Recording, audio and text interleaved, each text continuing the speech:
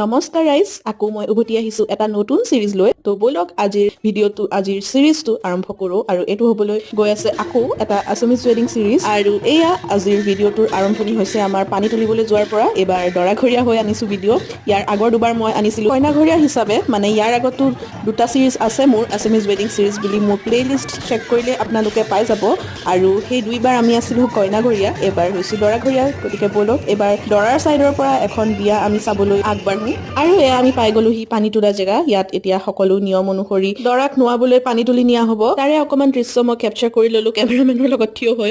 ময়ো লাহে লাহে যি দেখিছো সৰু সুৰা কেমেৰামেনেই হৈছোগে আৰু ৰাইজ। কেমেৰামেন নহয়, একচুৱেলি ওমেন হ'ব নহয় জানো। গতিকে কিয় কৈছো, কাৰণ প্ৰতিটো অনুষ্ঠানত মই তেওঁলোকৰ লগতে সেইটো শাৰীতেই থাকো, যিহেতু ব্লগ বনাও। গতিকে সৰু সুৰা কেমেৰামেনেই হলো। যি নহওক, এয়া এফালে পানী তুলি আহি পালোহি বিয়া ঘৰ সকলো। গতিকে ইয়াৰ পিছৰ পৰা ইয়াৰ নেক্সট পাৰ্টত দেখাম, আপোনালোকে ৱেইট কৰক। আৰু এনেকুৱা ভিডিঅ'জৰ কাৰণে মোৰ চেনেলটো ছাবস্ক্ৰাইব কৰি ল'ব।